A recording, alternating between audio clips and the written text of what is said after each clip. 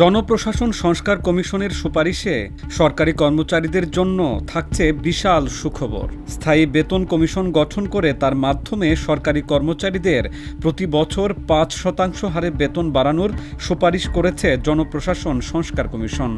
আবার ১৫ বছর চাকরিতেই পেনশনসহ সব ধরনের অবসর সুবিধার সুপারিশও করেছে কমিশন।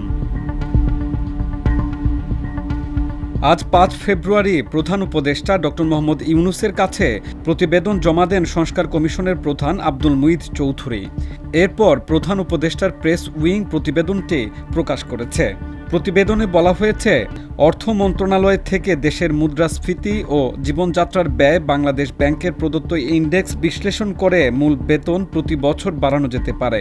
এই উদ্দেশ্যে একটি স্থায়ী বেতন কমিশন গঠন করার সুপারিশ করেছে জনপ্রশাসন সংস্কার কমিশন। অন্যদিকে সরকারি কর্মচারীরা ১৫ বছর চাকরি করার পর স্বেচ্ছায় চাকরি ছাড়লে তাদের পেনশনসহ সব ধরনের অবসর সুবিধা দেওয়ার সুপারিশ করেছে জনপ্রশাসন সংস্কার কমিশন। প্রতিবেদনে বলা হয়েছে, প্রজাতন্ত্রের একজন কর্মচারীকে ১৫ বছর চাকরি করার পর সব সুবিধাসহ অবসর নেওয়ার অনুমতি দিতে সুপারিশ করা হলো।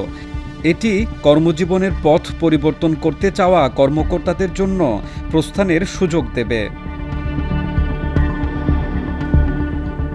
বর্তমানে ২৫ বছর চাকরি করার পর কেউ স্বেচ্ছায় অবসরে গেলে পেনশনসহ সব ধরনের অবসর সুবিধা পান। এছাড়াও সরকারি কর্মচারীদের বাধ্যতামূলক অবসর বা ওএসডিতে পাঠানোর বিধান বাতিলের প্রস্তাব করেছে জনপ্রশাসন সংস্কার কমিশন।